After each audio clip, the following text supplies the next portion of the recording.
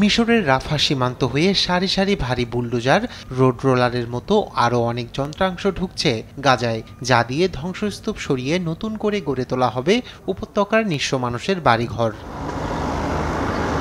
তবে এখানেও আছে পদে পদে বাধা। ইসরায়েলের অনুমতির অপেক্ষায় 2 সপ্তাহ ধরে রাফা সীমান্তে আটকা অনেক গাড়ি। তেল আবিবের এমন গড়িমসি নিয়ে আছে নানা শঙ্কা।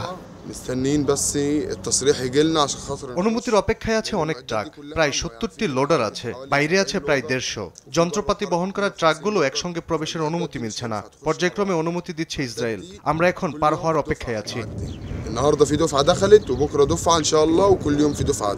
হামাসের সঙ্গে যুদ্ধবিরতির চুক্তি অনুযায়ী অনুমতি থাকার পরেও রাফা সীমান্তে পুনর্গঠন সামগ্রী প্রবেশ নিয়ে ইসরায়েলের বিরুদ্ধে প্রতিদিনই জমছে অভিযোগ। এমন আবহে চাপের মুখে গাজায় পুনর্গঠন সামগ্রী প্রবেশের অনুমতি দিচ্ছে নেতানিয়াহু প্রশাসন। ইসরায়েলি বাহিনীর 15 মাসের নির্বিচার আগ্রাসনে ধুলোয় মিশে গেছে গাজার অবকাঠামো, যা পুনর্গঠনে প্রয়োজন 5,000 কোটি মার্কিন ডলারের বেশি।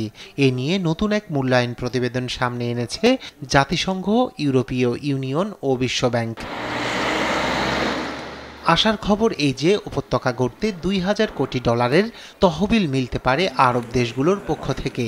নাম প্রকাশে অনিচ্ছুক মিশরের 2 নিরাপত্তা সূত্র বলছে, এ নিয়ে বৃহস্পতিবার রিয়াদ সফর করবেন president Abdel Fattah al CC.